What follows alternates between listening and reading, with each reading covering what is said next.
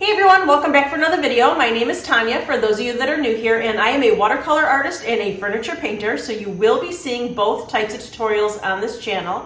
But we had a little storm here the other night and I was inspired by some lightning. So I wanted to show you how to create lightning with watercolor. So I hope you enjoy the video.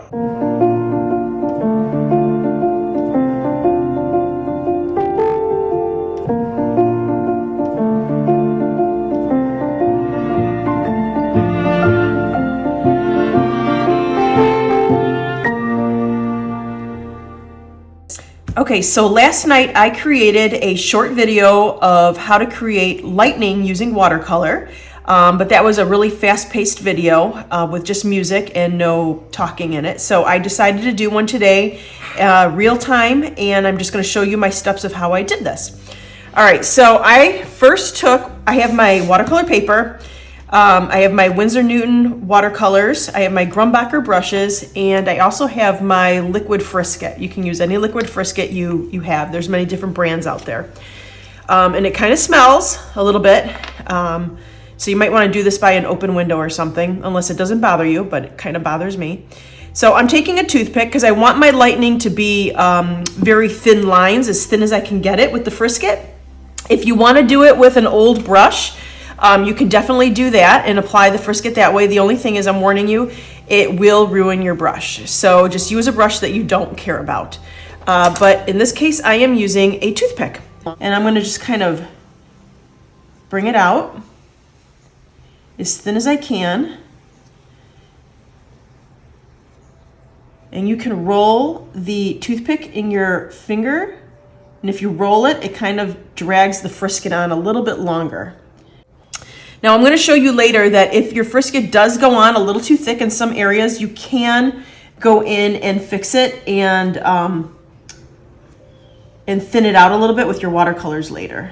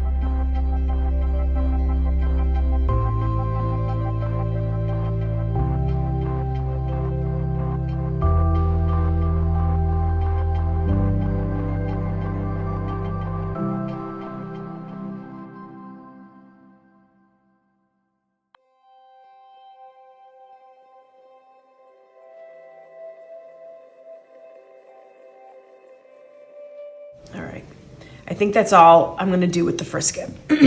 So then close it back up, because you can see it starts to clump up even on the rim of your container, of your bottle. So just close it back up. You don't want this stuff to dry out.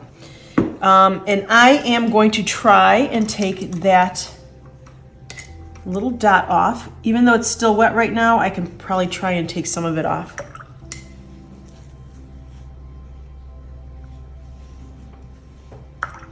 I just didn't want that big dot in the middle of my painting.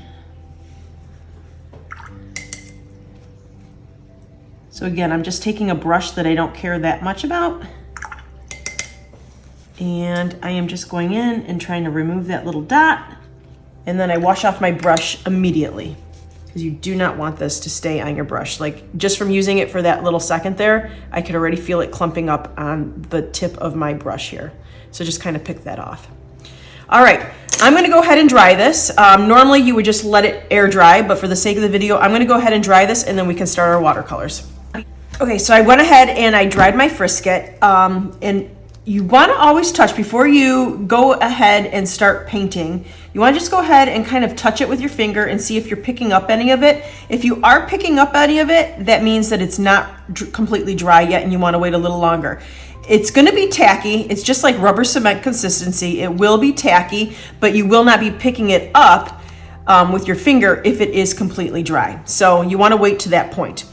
So what I'm going to do now is I'm going to take my wash brush. It's just a 1/2-inch wash brush, and I'm going to be using Payne's Gray, a little bit of my Winsor blue green, and a little bit of my Opera Pink from Daniel Smith. So if you wanted to follow along with the exact colors I'm using, those are the colors I'm using. If not, you can always use any kind of gray, blue, and pink, or even a purple would be really pretty too.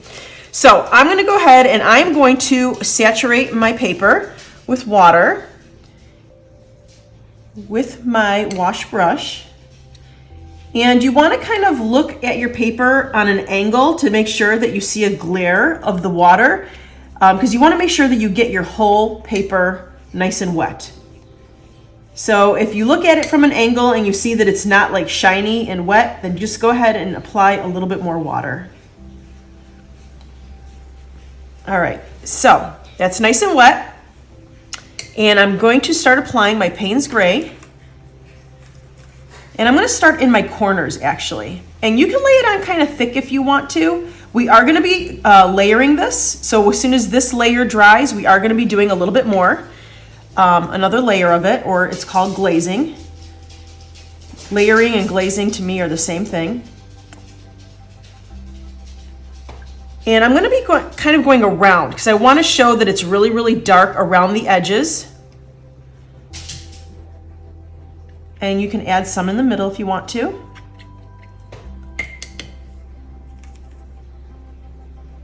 And you can really apply this anywhere you want. Just have fun with it. You could actually do many of these and make them all different. That would be really fun too. And this is actually something you could even do with your kids. I think they'd have a really fun time doing this. If you didn't want to use the frisket with your kids, another thing you could do is actually, instead of the frisket, use white crayon and just have them draw out where they want their lightning, and then the wax from the crayon will not let the watercolor absorb into the paper. So you kind of get the same effect. So you can do this with crayon as well, if you want to do it, more with your kids and have it be a little bit more kid-friendly. All right, so that's about all the Payne's Gray I'm going to add. For right now, I'm going to go ahead and start adding some of my blue. And you can apply it right even on top of your gray. You could apply it even on some of your white paper that's still showing through, because then you're actually really going to see the true blue of that paint. Because if you layer the blue on top of the gray, it's going to have a little bit more of a grayed down look. And as soon as this dries, it's going to look completely different.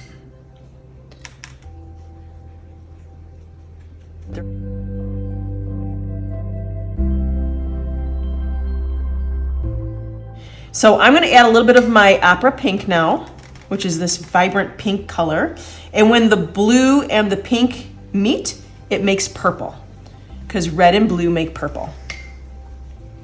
And you can just kind of dab that in. The more you dab it, the more muddy the color is going to be. In this case, I don't mind it because it's a sky. It's a storm. But if you wanted nice, vibrant colors, you wouldn't want to dab it as much. You want your colors to stay a little bit more vibrant. But in this case, I don't really mind.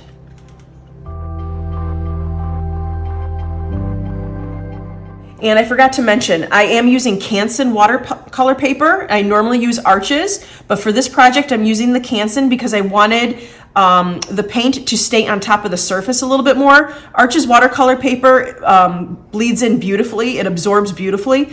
The Canson paper, it stays a little bit more on the surface, and I wanted that type of look. As you can see, I'm getting all these like little veining textured marks from the paper. I wanted that. I wanted texture. I wanted it to stay on the surface a little bit more so it dries a little bit differently than if it was Arches watercolor paper.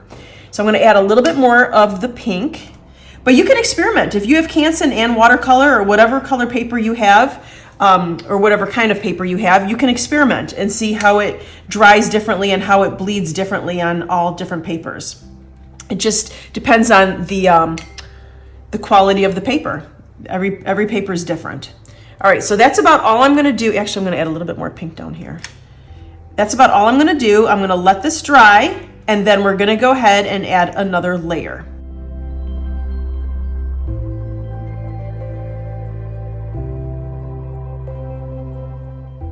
Okay, so I went ahead and I dried this, and another way to test it to see if it's dry is by using the front of your hand here, not the palms of your hands because you have oils on your hands, but use like the back of your finger, or the front of your finger, I should say, and just test it and see if it's nice and dry. If it's not dry, let it dry completely, because this next layer, you want it to be completely dry. Otherwise, your paints are not gonna go on the way they should be going on, because you're gonna lift up the other paint. Your first layer, and you don't want to do that. So I'm going to just go ahead and use the same paints I was using, but I'm going to go ahead and start glazing it. And I'm going to go around exactly where I went before with my dark. I just want to darken up some of these with the Payne's Gray. And this time I'm not saturating my paper completely. I'm just going over certain areas that I want to darken it or make it a little bit more vibrant. So I'm not going over and giving up my paper a whole wash of water like we did in the beginning. This is a little bit more careful. You just want this to be a little bit more planned out of where you're adding your colors. And if you think some of your pinks or your blues are a little too vibrant, just go over it with a little bit of your Payne's Gray, and it will mute it down a little bit. It will bring it back a little bit. And you don't want to go over an area too much, because then it will reactivate your first layer and it will start bringing it back up. And then your two colors will mix. You don't want to do that. You want to just kind of lay it down, push it where you want it, and leave it alone. And then if you think you want to go in so you don't have a hard line, just go in with just a little bit of water and soften up that line a little bit. But you don't want to play around with it too much. Now this is nice and white here, but I want to get rid of some of that white. So I'm going to go in with just a little bit of my light watered down Payne's Gray. And I'm going to go over that a little bit. So it's still a lighter part of my painting, but it's not that crisp white of the paper. I'm going to bring a little more Payne's Gray down here.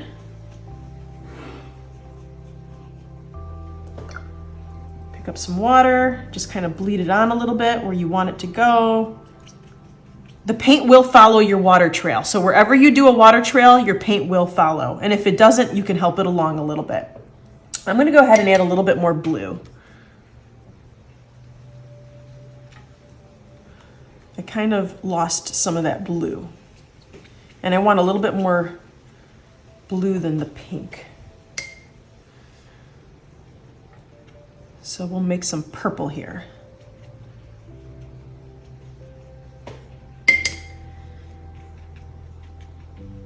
There. Make that area like a light blue up there. That's pretty. All right. I think I'm going to bring in my Payne's Gray a little bit more over this way.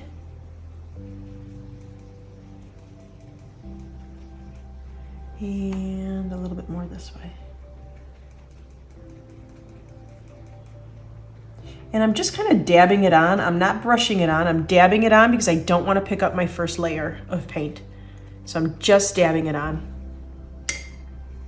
That's pretty. I'm going to bring it up a little bit more this way. There. All right, so I'm going to let this dry, and then we can start taking the frisket off and see what the lightning looks like, and then we can always help it with a little bit of either white gouache or white ink. Okay, so now that our second layer has dried, I'm going to go in and start removing the frisket. So you can take one of these gummy erasers. It's kind of like to remove the rubber cement.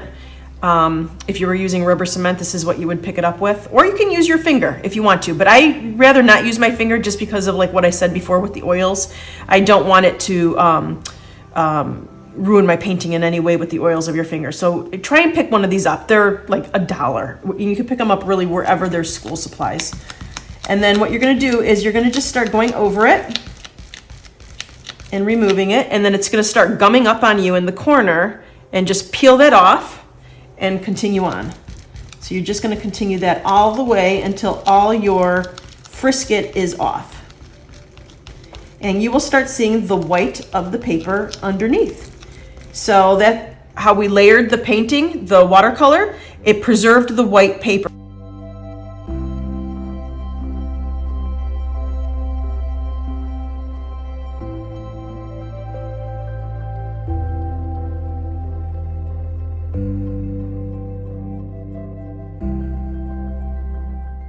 All right, so once you have it all off, again, just with the front of your fingers, just kind of go over it gently and see if you feel any stickiness. And if you do, that means you still have a little bit of the Frisket on there.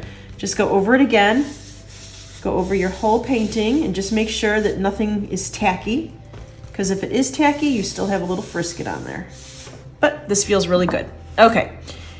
So some of these lines are a little bit thicker than what I would have liked. So I will go in over with a little bit of my colors that I already had originally used. You don't want to do it too much because then you're going to start getting lines on here of where your watercolor is, but you can go in and fix a few of them.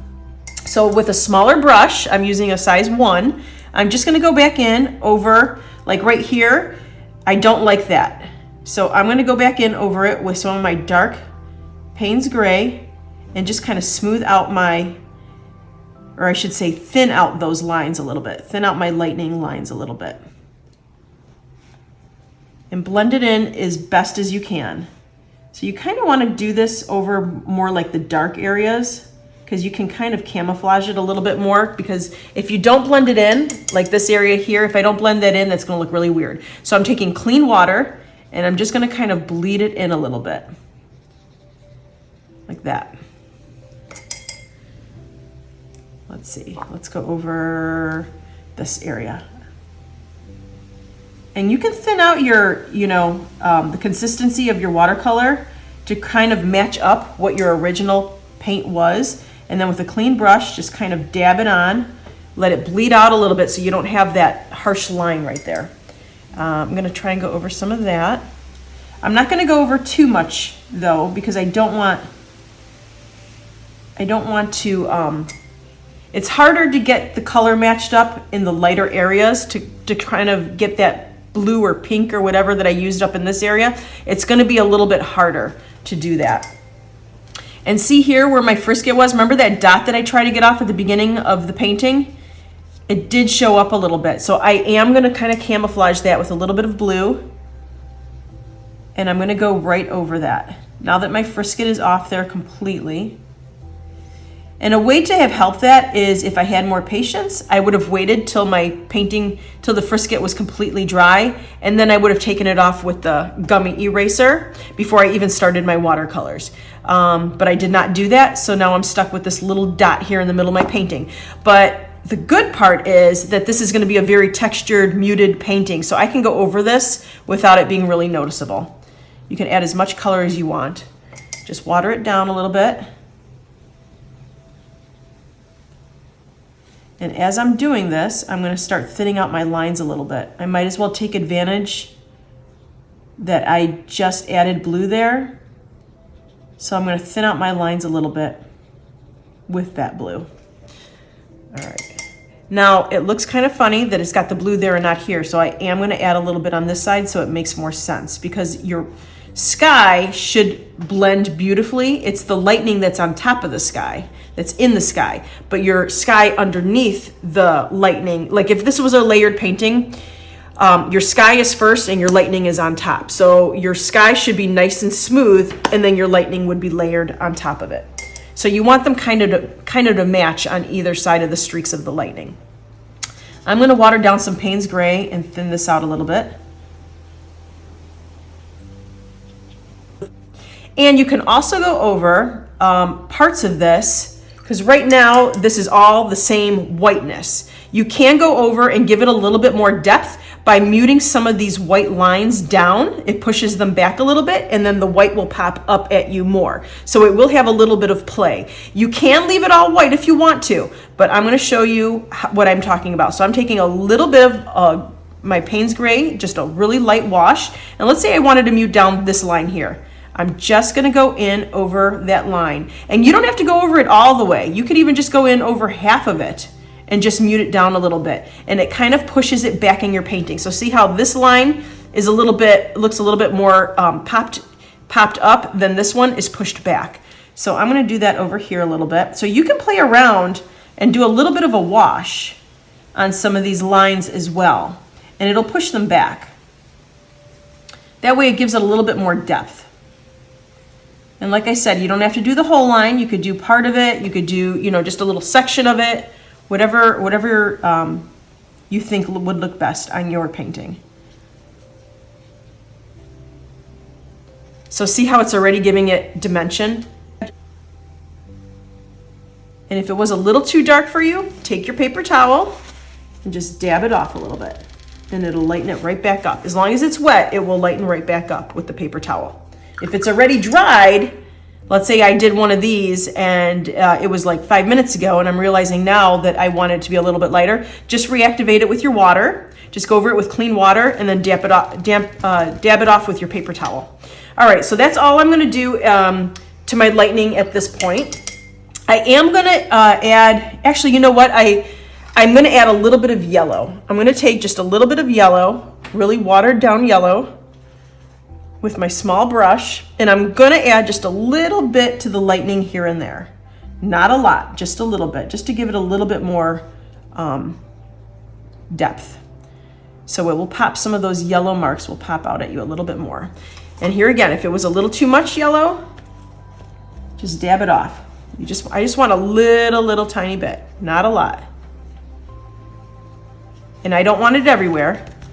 I just want it in certain areas. Maybe a little bit more down here. There.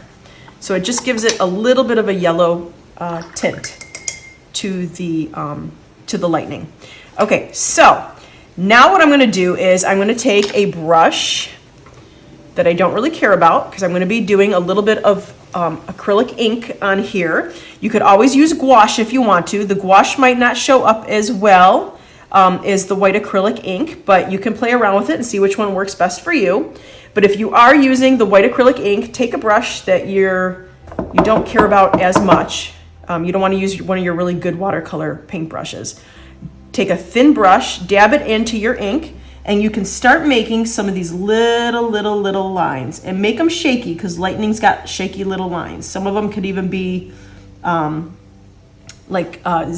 a little bit. Just maybe if you want to Google lightning and see all different kind of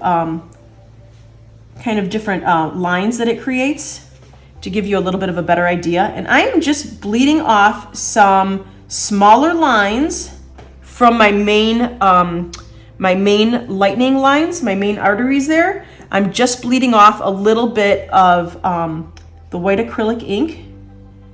And it would have been kind of hard to get these little lines with the Frisket. So that's why I just do this. If you would rather not use the white ink or gouache at the end, try and get as thin as you can with the toothpick, with the white Frisket. I mean, not the white Frisket, with just Frisket.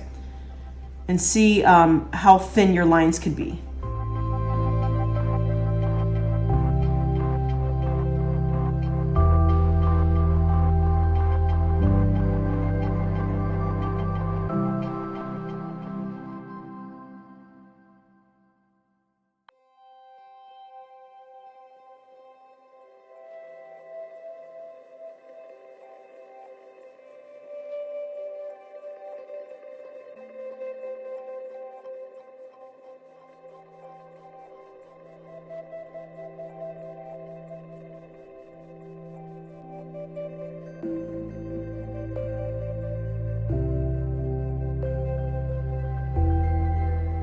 Dry it off.